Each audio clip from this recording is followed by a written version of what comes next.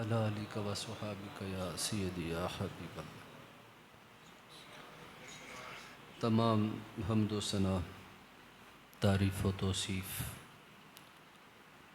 उस वहदहू ला शरीक की ज़ात पाक पे जो माल के अर्ज़ व समावात भी है और माल के शश जहात भी। अल्लाह ताला की हम्द व सना के बाद हज़ूर नबी रहमत सल्लल्लाहु अलैहि वसल्लम की बारगाह नाज़ में दुरूद व सलाम का खिराज पेश करने के बाद नहायत ही वाजिबुल एहतराम ज़वील एहतशाम बरादरान इस्लाम, आपकी इस जामिया मस्जिद में इदारतुल मुस्तफ़ा इंटरनेशनल के प्लेटफार्म से दर्स कुरान का सिलसिला जारी हुआ। अल्लाह तबारक ताला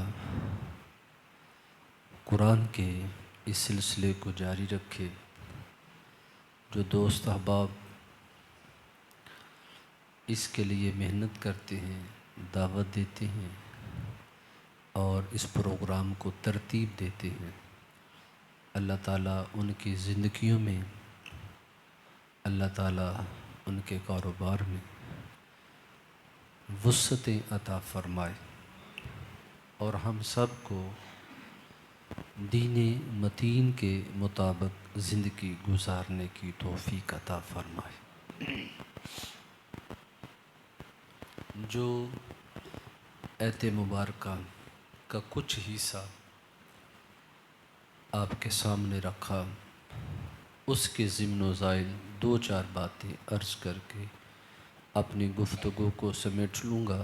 दुआ है कि अल्लाह ताला मेरी ज़ुबान पे कलमातुल हक़ जारी फरमा। अहले ईमान को मुखातब किया और फरमाया, ए ईमान वालो, ईमान ले आओ। बज़ाहिर ये हसूल हासिल मालूम होता है। जो चीज़ पहले ही हासिल हो उसकी तलब हसूल हासिल कहलाती है। ये बात तो ठीक है कि ये कहा जाए कि जो लोग बाहर खड़े हैं वो मस्जिद में आ जाए। ये बात ठीक है। अगर बंदा ये कहे जो मस्जिद में है वो मस्जिद में आ जाए तो ये हसूल हासिल है। अब अहले ईमान को कहा जा रहा है, ऐ ईमान वालो, ईमान ले आओ। और हसूल हासिल कुरान के अंदर महाल अस्त, कुरान में ऐसा नहीं है। तो बज़ाहिर ये मालूम हो रहा है कि ईमान वालों को मुखातब करके कहा जा रहा है कि ईमान ले आओ। जिनके पास पहले ही ईमान है उनको कहा जा रहा है ईमान ले आओ। तो इसका मफ़हूम, इसका माना क्या हुआ? ईमान क्या है और ईमान कैसे आता है? ईमान इल्म से आता है? तो इसका जवाब है नहीं, ईमान इल्म से नहीं आता। अगर ईमान इल्म से आता होता तो जिसके पास इल्म होता उसी के पास ईमान होता, और जिसके पास इल्म ना होता उसके पास ईमान ही ना होता। जबकि ऐसा नहीं है। बहुत सारे इल्म वाले तो हैं, इल्म उनके पास बड़ा है, लेकिन उनके पास ईमान नहीं है। और बहुत सारे ऐसे हैं कि जिनके पास इल्म तो नहीं है लेकिन उनके पास ईमान है। हज़रत हक़ व रहमतुल्लाह अलैह एक दिन भी किसी मदरसे में पढ़ने के लिए नहीं गए, लेकिन सुल्तानुल आरिफीन कहलाए। तो ईमान इल्म से नहीं आता।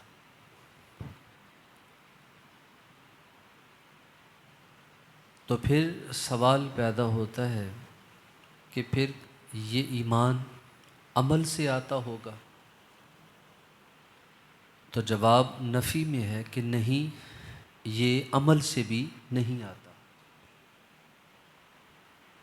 अगर इसका ताल्लुक़ अमल से ही होता तो जिसके पास अमल होता उसी के पास ईमान होता,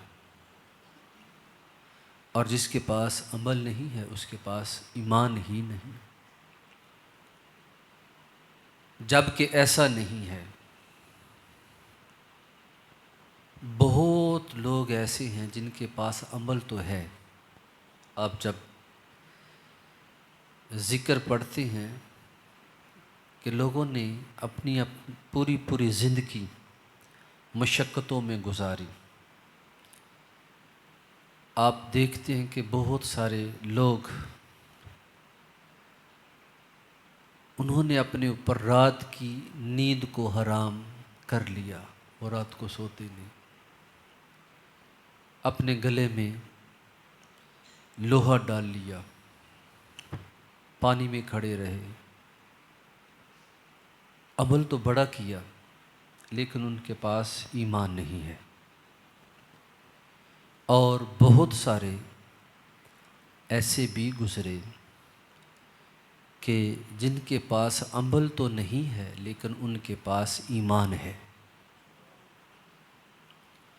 एक दो बात उनके हवाले के जिनके पास अमल नहीं लेकिन ईमान है। मेरे और आपके आका एक गज़वे में शामिल थे।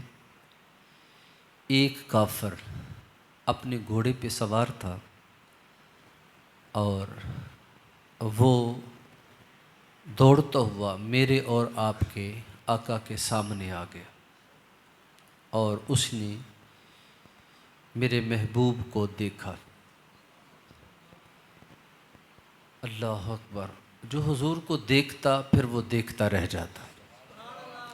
आपको देखकर देखता रह गया, आपको देखकर देखता रह गया, क्या कहूँ और कहने को क्या रह गया। अल्लाह अकबर। उनके अंदाज़े करम उन पे वो आना दिल का, हाय वो वक्त वो बातें वो ज़माना दिल का। हसरत खाक हुई मिट गए अरमां सारे, लुट गया कूचाए जाना में ख़जाना दिल का।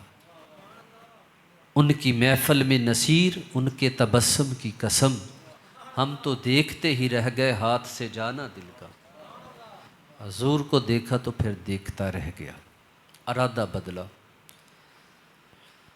अपने घोड़े पे सवार है और कहता है कि अगर मैं आपका कलमा पढ़ लूँ, ईमान ले आऊँ, तो मुझे क्या मिलेगा। तो मेरे करीम आका ने फरमाया कि अगर तू कलमा पढ़ लेता है, ईमान ले आता है, तो मेरा रब तुम्हें जन्नत अता करेगा। जब हुजूर ने ये बात इरशाद फरमाई तो वो अपने घोड़े पे बैठा खजूरें खा रहा था। कुछ उसने खा ली थी, कुछ उसकी पॉकेट में थी। तो जब हुजूर ने ये बात कही कि मेरा रब तुम्हें जन्नत अता करेगा, तो उसकी जेब में जो बची हुई खजूरें थी उसने निकाली और हुजूर के सामने इस तरह ज़मीन पे फेंक दी। कहा अगर ये बात है तो ये बाकी जो खजूरें हैं फिर जन्नत में ही जाके खाएंगे, फिर इधर नहीं खाने। आप मुझे अपनी ग़ुलामी में ले ले।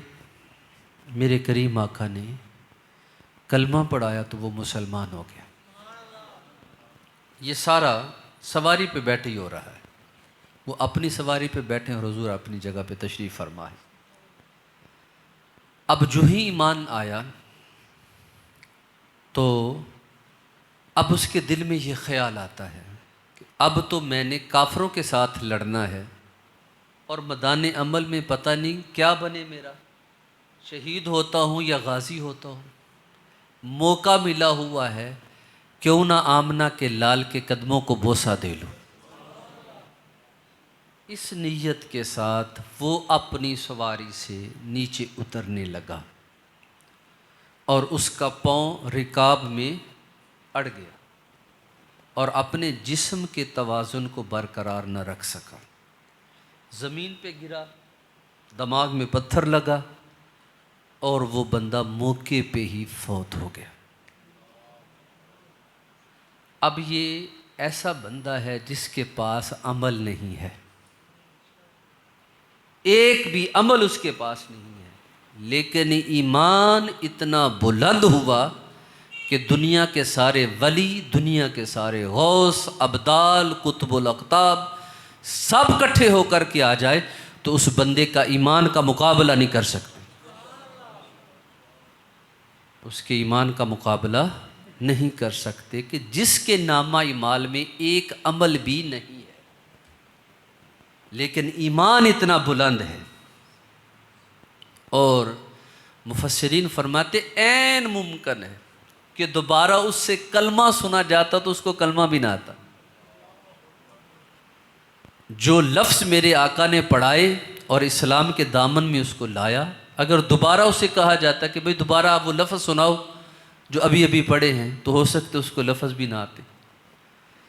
लेकिन उसका ईमान इतना बुलंद हुआ कि दुनिया के गौस, कुतुबुल अक़ताब उसके ईमान को छू भी नहीं सकते। तो फिर ये बात तय हुई कि ईमान अमल से भी नहीं आता। एक और किस्सा आपके सामने रखना चाहता हूँ। मदीने का दौर है, आपने ये वाक़या उलमा से कई बार सुना होगा, लेकिन इस ज़ाविये से भी सुने। एक यहूदी नौजवान था जो मदीने में रहता था और कई बार उसने हुजूर को देखा, बस सरसरी सी नज़र पड़ी और आगे गुज़र गया। आज न जाने क्या था कि वो गली के एक कोने पे खड़ा है और इधर से मेरे और आपके आका तशरीफ़ ले आए और उसकी नज़र हुजूर के चेहरे पे पड़ी। लेकिन इस बार सिर्फ उसने नहीं देखा, आमना के लाल ने भी एक नज़र भर के देख दिया। हुजूर ने भी एक नज़र उसकी तरफ देखा और फिर जिसकी तरफ हुजूर मोहब्बत की निगाह से देख ले उसके दिल में फिर कुफर नहीं रहता। आके जो बैठा फिर न उठा तेरी महफिल से, आके जो बैठा फिर न उठा तेरी महफिल से, फिर कहीं और तेरा चाहने वाला न गया। जान प्यारी थी मगर जान से प्यारे तुम थे, जो कहा माना गया टाला ना गया। एक बार नज़र भर के देखा था उसे, जिंदगी भर मेरी आंखों का उजाला ना गया। हुजूर ने भी देखा और उसने भी देखा, नज़रें दो चार हुई, उनकी नज़र काम कर गई, उनकी नज़र काम कर गई। होश अब कहाँ होश यार में। बस हुजूर ने देखा तो मेरे और आपके आका की मोहब्बत उसके सीने में आई। हुजूर चले गए, वो भी अपने घर चला गया। अब उसको किसी पहलू आराम नहीं, वो महबूब के जलवे देख चुका था। महबूब की आंखों में जो तौहीद की मस्ती थी उसका नज़ारा कर चुका था। अब वो बेताब रहने लगा और हुजूर को देखने के लिए वो हर वक्त तड़पता। जिन गलियों से, जिन राहों से हुजूर ने जाना होता, उस राहों पे आके खड़ा हो जाता और चुपके चुपके हुजूर की ज़ियारत करता। जब दिल बहुत ज़्यादा उदास होता तो वो मस्जिद नबवी के आगे चक्कर काटता कि कहीं से महबूब का जलवा नज़र आए। ये मोहब्बत जब बढ़ती है, शिद्दत इख्तियार करती है, तो फिर महबूब के विसाल के बग़ैर महब को चैन नहीं आता। और यही सूरत हाल उसके साथ ही, बीमार हो गया, बीमारी बढ़ती चली गई। हिजर का जो मर्ज होता है वो आदमी को अंदर से खा जाता है। तो बीमार हुआ तो जो उसका बाप था वो कबीले का सरदार था और उसने बड़े तबीबों का बंदोबस्त किया, अच्छे से अच्छे हकीम को बुलाया, दवाई पे दवाई दी जा रही है, नुस्खे पे नुस्खा आजमाया जा रहा है, लेकिन उसको आराम नहीं आता, क्योंकि उसको तो जिस्मानी बीमारी लगी नहीं थी।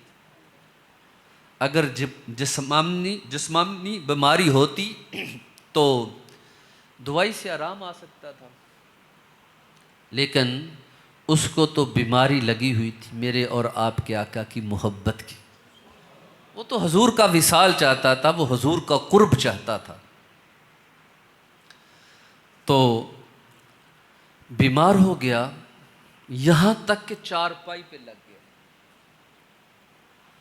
और जिस रोज़ उसने इस दुनिया से कूच करना था, बाप अफसुर्दा पास बैठा है, माँ आंसू बहा रही है कि हमारे लाल को अचानक क्या हो गया, कोई दवाई असर नहीं करती, एक ही हमारा बेटा है, हमारी आंखों का तारा है, हमारे बुढ़ापे का सहारा है, इसको क्या हो गया। जब उसके आखिरी लम्हात चलने लगे तो पास बाप बैठा हुआ था, तो ये अपने बाप को मुखातब करता, कहता है अब्बू जी ज़रा मेरे करीब आए, मैं आपसे एक बात करना चाहता हूँ। बाप जल्दी से करीब हुआ, फरमाया हाँ मेरे लाल क्या बात है, बताओ।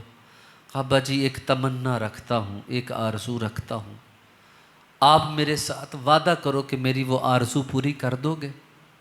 बाप तो तड़प गया, कहा बेटा ये सब कुछ तेरे लिए है, बता क्या आरज़ू है। कहा पहले मेरे साथ वादा करो। बाप ने कहा बेटा मैं तेरे साथ वादा करता हूँ, बताओ क्या बात है।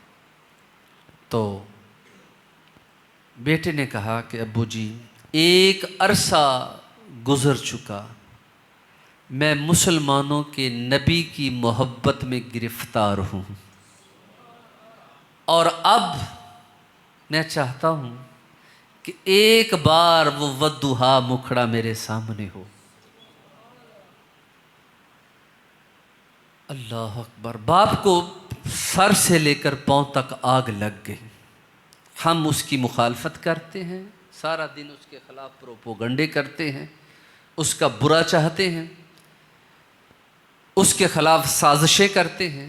ये क्या बात हुई कि मेरा बेटा ही उसकी मोहब्बत में सुलग रहा है।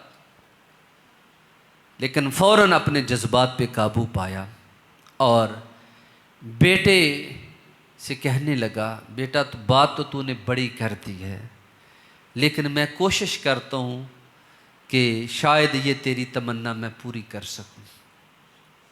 वो उठा और मस्जिद नबवी के दरवाज़े पे जाके खड़ा हुआ और कहता मैं मुसलमानों के नबी से मिलना चाहता हूँ। हजूर को ख़बर दी गई, मेरे करीम आका आए, फरमाया हाँ भाई क्या बात है।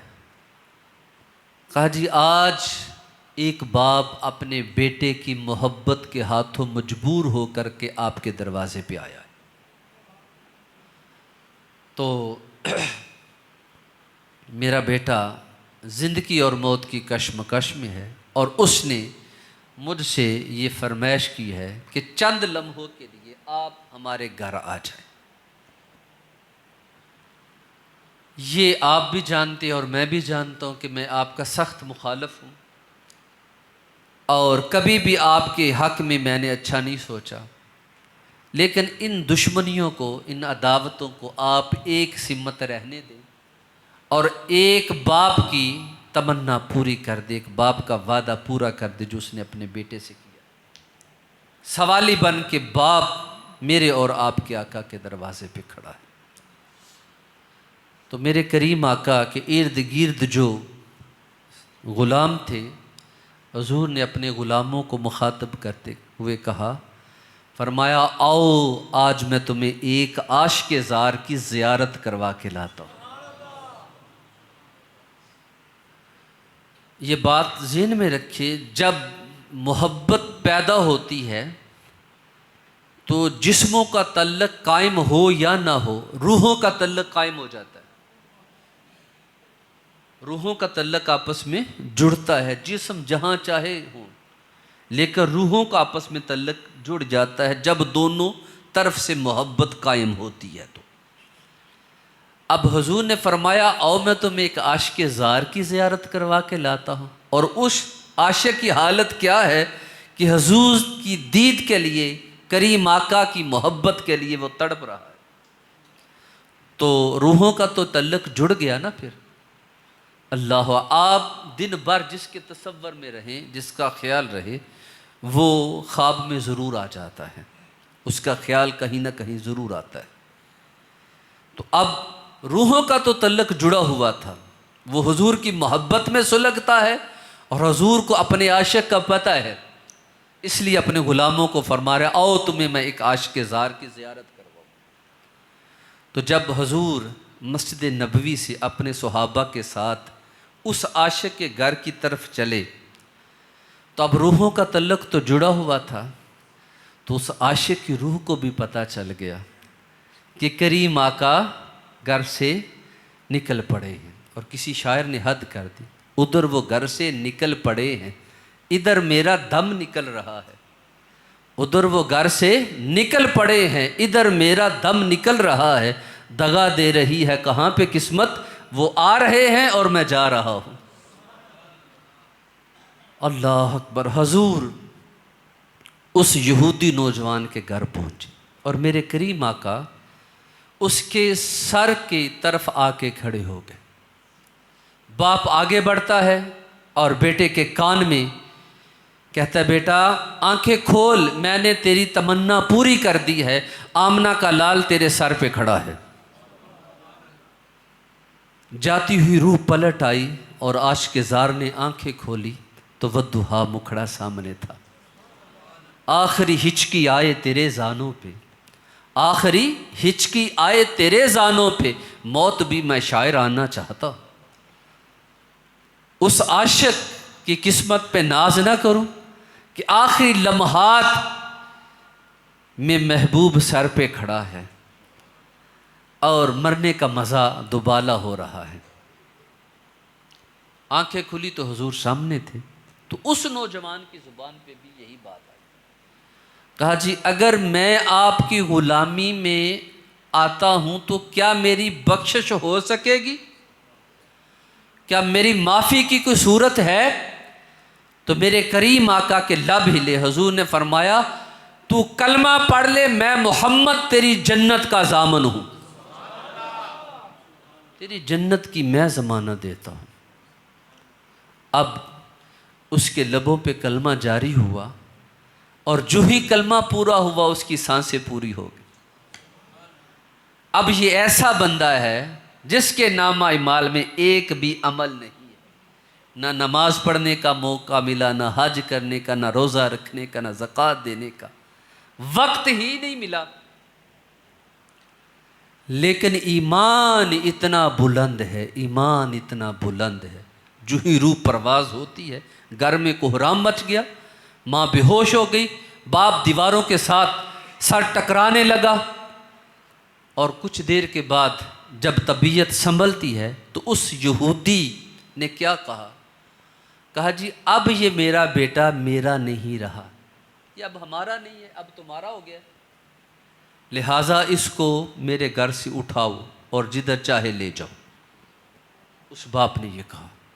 तो मेरे करीम आका ने क्या फरमाया?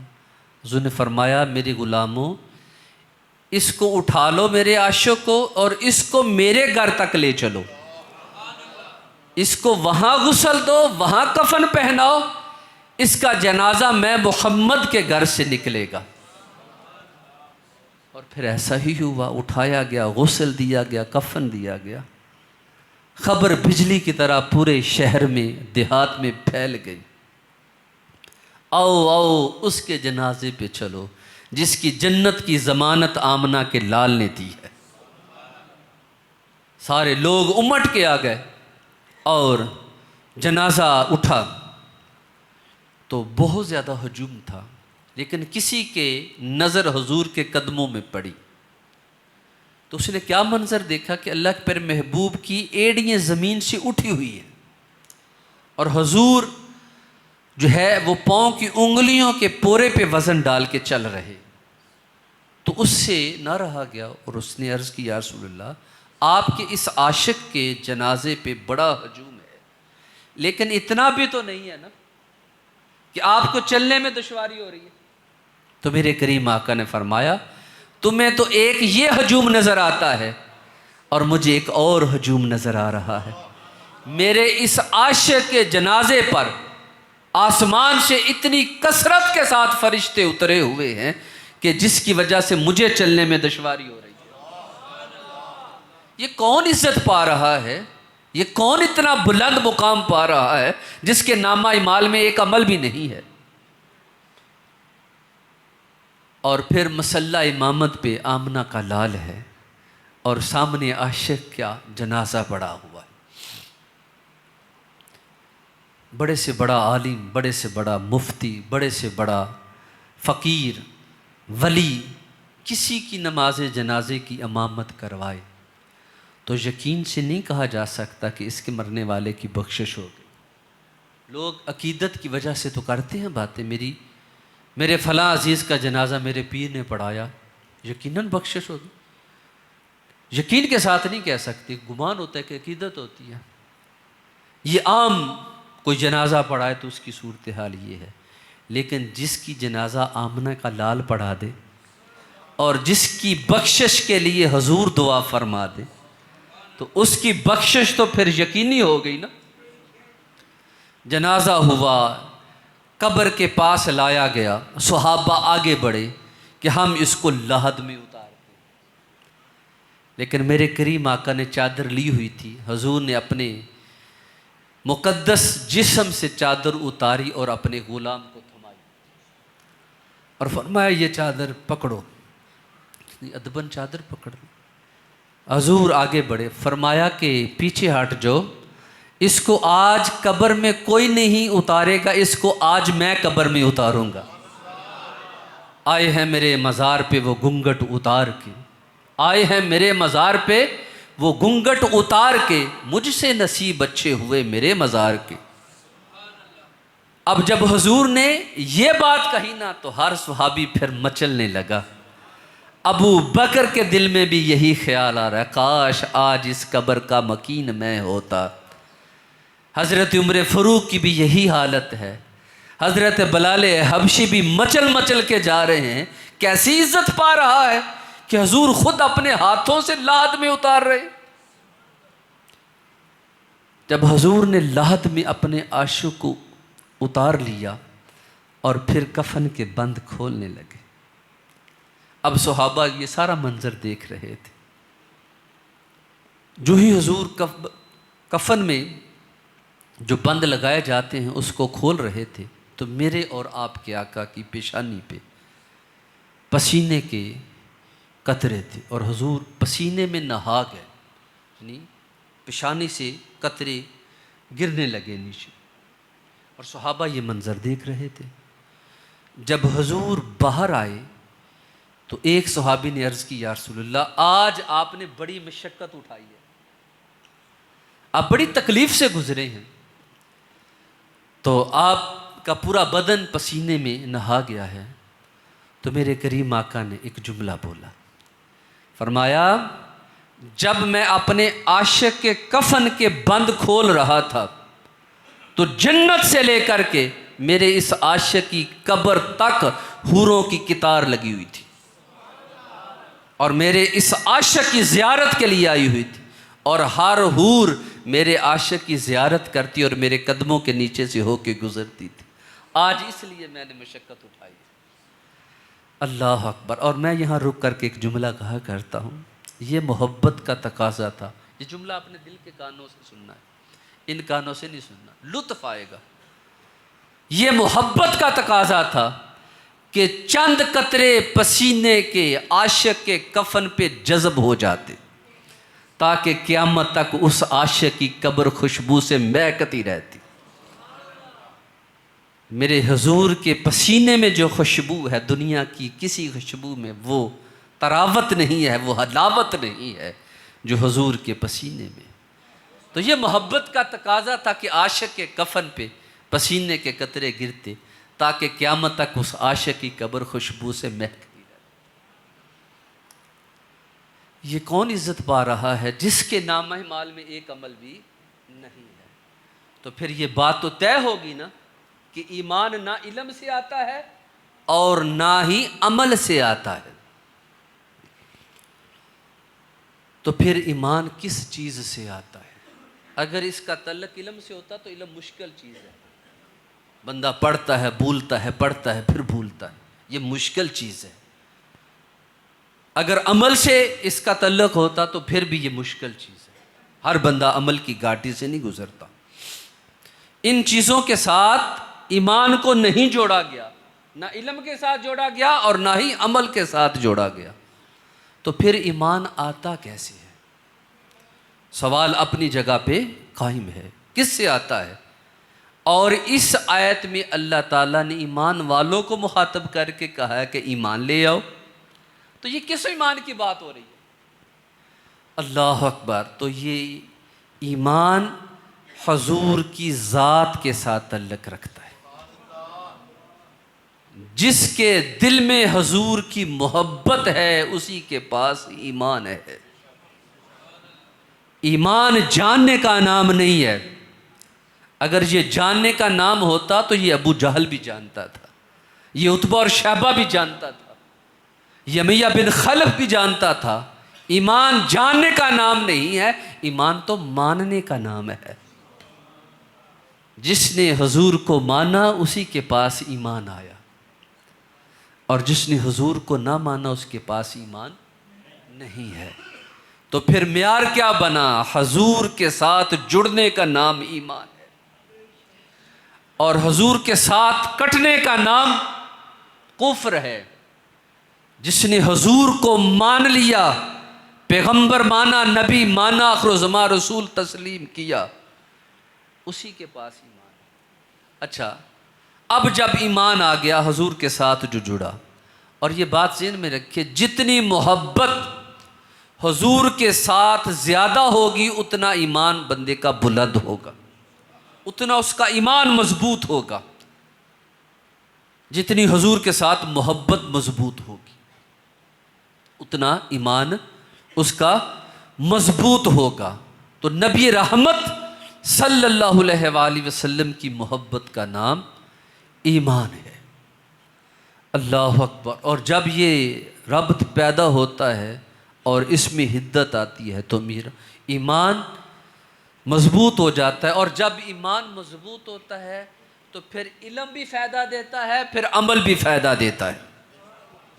फिर इल्म भी नाफे होगा और फिर अमल भी नाफे होगा, अगर ईमान है तो।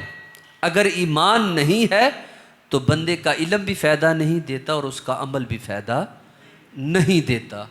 तो अगर इल्म से फ़ायदा लेना है और अमल से फ़ायदा लेना है तो फिर हुजूर की मोहब्बत सीने में पैदा करनी पड़ेगी। और इस आयत में अल्लाह ताला ने फरमाया, ऐ ईमान वालो, ईमान ले आओ, मेरे महबूब के साथ अपना रिश्ता मजबूत कर लो। जब हुजूर के साथ रिश्ता मजबूत होता है, जिसके साथ भी मोहब्बत का नाता जुड़ता है, बंदा उसके अंदाज अपनाता है, उसकी आदतें अपने अंदर लाता है और उसके कोलो फेल से मोहब्बत करता है, उसके तरीके को अपनाता है और उनकी आदत को अपनाता है। अगर हमको हुजूर से मोहब्बत है तो फिर हमको हुजूर की शरीयत के मुताबिक चलना पड़ेगा, तब ही हम अपनी मोहब्बत के दावे में सादक कहलाएंगे। जिन जिन चीज़ों से हुजूर को निस्बत है, मोहब्बत है, प्यार है, मेरे करीम आका ने फरमाया, नमाज तो मेरी आंखों की ठंडक है। और वो आशिक ही कैसा जो इश्क का दावा भी करे, मोहब्बत का दावा भी करे और फिर महबूब की आंखों की ठंडक जिस अमल में रखी है वो अमल ही ना करे, तो फिर वो आशिक नहीं कहलाएगा। वो ज़ुबान से तो दावा कर रहा है लेकिन दिल के अंदर वो मोहब्बत पैदा ही नहीं कर सका। आप सहाबा को देखें, सहाबा तो सुनते हुदा तो बहुत दूर की बात रही, कभी सुनते ज़वायद भी नहीं छोड़ते। हज़रत अब्दुल्ला बिन उमर रज़ी अल्लाह ताला अन्हु अपने साथियों के साथ जा रहे हैं और एक मैदान के अंदर आपने अपनी सवारी को रोका। गर्मी का मौसम था, सूरज आग बरसा रहा था। अदबन लोग भी रुक गए। तो आप अपनी सवारी से नीचे उतरे, उस और पूरे मैदान का चक्कर काटा। लोग अदबन खड़े रहे। जब वापस आए तो वो पसीने में शराबूर थे। लोगों ने भी तकलीफ़ उठाई, लेकिन एक बंदे ने पूछ लिया, कहा या हज़रत आपने पूरे मैदान का चक्कर तो काटा है, लेकिन हमें तो कोई चीज़ नज़र नहीं है, आपने इतनी गर्मी में क्यों ये चक्कर काटा है? तो हज़रत अब्दुल्ला बिन उमर ने अपने साथियों को क्या कहा? कहा ये तो मैं भी नहीं जानता, लेकिन मुझे इतना याद है कि एक दिन मैं हुजूर के साथ था और हुजूर इसी वादी से गुजर रहे थे। जहाँ मैंने सवारी को रोका है, हुजूर ने भी यहाँ ही रोका था। और हुजूर नीचे उतरे, सवारी की लगाम मुझे थमाई, कहा अब्दुल्ला बिन उमर इधर खड़े रहो, मैं आता हूँ। तो हुजूर ने पूरी वादी का चक्कर काटा और चक्कर काट के फिर आ गए और फिर हमने सफ़र शुरू कर दिया। मुझे नहीं पता हुजूर ने क्यों काटा, मकसद क्या था, लेकिन मैंने तो आज इसलिए काटा है कि महबूब की सुन्नत पे अमल हो जाए, महबूब की सुन्नत पे अमल हो जाए। जाने किन किन राहों से महबूब गुज़रा और हुजूर की यादें बिखरती रही। तो मैंने तो आज इसलिए चक्कर काटा है कि हुजूर की सुन्नत पे अमल हो जाए। जाने किन किन पे पड़ी होगी तुम्हारी नज़रें, जाने किन किन पे पड़ी होगी तुम्हारी नज़रें, मैंने चुन चुन के तेरे शहर के पत्थर चूमे। अल्लाह अकबर, किस किस पे हुजूर की नज़र पड़ी और आशिक उस मंजर को, उस वाक़या को, उस अदा को दोहरा रहा है। ये है मोहब्बत। हुजूर के साथ मोहब्बत का रिश्ता मजबूत करो और अपने आप को शरीयत मुहम्मदी के दायरे में रह करके अपने शब व रोज़ गुजारने की कोशिश करो, जीने का लुत्फ़ और मज़ा आ जाएगा। हुजूर की एक एक सुन्नत के अंदर ज़िंदगी है, हुजूर के एक एक तरीक़े के अंदर रोशनी है, हुजूर के एक एक अमल के अंदर नूर ही नूर है। अल्लाह ताला हम सब को अमल की तौफ़ीक़ अता फ़रमाए। जी।